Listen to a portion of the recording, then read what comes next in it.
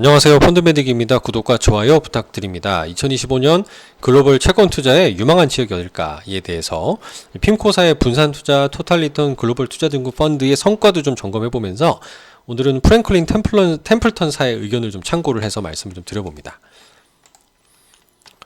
올해 연초 이후의 성과인데요. 보라색으로 표시된 미국채 10년물의 금리가 지난 1월 초반쯤 한 중순 가까이 이제 피크를 찍고 하락을 합니다. 3월 초까지 하락을 하게 되는 거죠.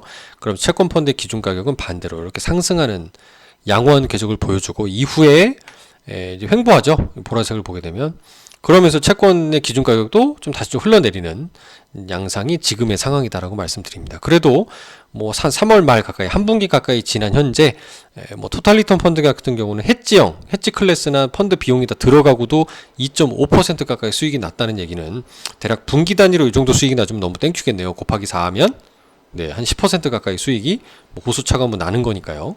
어쨌든 양호한 좀 국면으로 올해 가고 있다라는 걸 확인해 볼 수가 있습니다.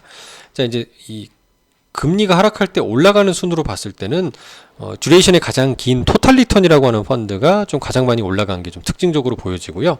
여기 분산 투자라고 돼 있는 거는 하이힐드 채권의 비중이 뭐 한 30% 정도로 가장 많이 들어있는 특징이다라고 제가 지난번에 언급드린 적이 있습니다.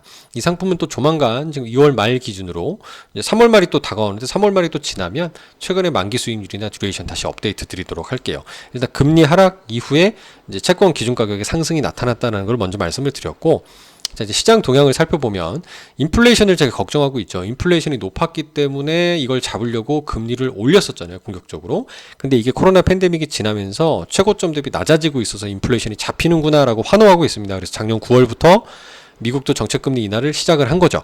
근데 하지만 최근 인플레이션이 다시 상승하고 있다라는 게 좀 부정적인 뉴스로 나타나고 있어요. 근데 글로벌 통화정책의 완화가 이제 2월부터 지난 2월에도 계속이 됐지만 많은 선진국 중앙은행들, 뭐 미국 연준을 비롯해서 금리 인하 속도에 대해 주의를 표명하고 있어요. 왜냐하면 인플레이션이 상승하고 있다라고 판단이 되면은 금리 인하를 세게 할 필요가 없죠. 왜냐하면 다시 인플레이션이 안 잡힌다라고 보면은 금리 인하가 아니라 그때는 다시 인상을 해야 될 수도 있기 때문입니다.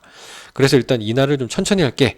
그리고 시장에 데이터를 보고할게 라는 얘기들을 뉴스를 통해 많이 지금 들어보실 수 있을 거예요.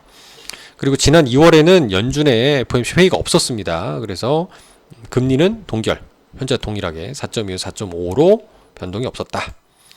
향후 부분에 있어서는 특히 일본은 이런 그 금리 인하 트렌드에서 비껴나 있죠. 오히려 금리 상승, 정책금리 상승이 일어나야 하는 사이클이기 때문에 일본은 좀 예외라고 빼놨고요. 신흥시장은 엇갈렸다. 그리고 예상보다 높은 미국 인플레이션 데이터가 처음에는 미국의 채권금리 상승을 촉발한 거죠. 앞서 말씀드린 바와 같이 금리 상승되면 이 중앙은행의 사명은 물가를 잡아야 되는 거니까 인플레이션 잡아야 되니까 금리를 올려야 되는 거였거든요. 근데 이후에 어떤 시장의 데이터, 소비자 데이터가 약하게 나오면서 오히려 2월 말 기준으로는 33bp 0.33%포인트가 하락하면서 4.21로 마감했다. 그리고 미국 달러는 다소 약세를 보였다라는 게 이제 동향이 되겠습니다. 향후 전망은 어떠냐? 이제 템플턴사는 되게 재미난 의견을 하더라고요. 얘들은 채권만 운용하는 게 아니라 뭐 주식이나 다양한 멀티 에셋들을 자산들을 운용하니까 그런 것 같은데 미국 달러가 역사적 고평가 국면으로 얘기하고 있고요. 향후에 또 높은 재정 적자 등을 감안해 보면 약세로 전환될 수 있다는 전망을 가지고 있어요.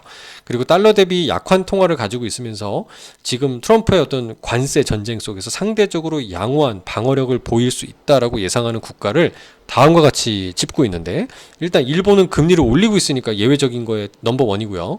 그 다음에 호주, 브라질, 멕시코, 인도, 말레이시아 등을 꼽고 있습니다. 여기에 호주나 브라질 같은 경우는 이제 광물 자원 등 천연 자원이 풍부한 나라니까 아마 그런 부분을 또 약간 가중치를 두지 않았을까라는 개인적인 생각도 좀 있고요.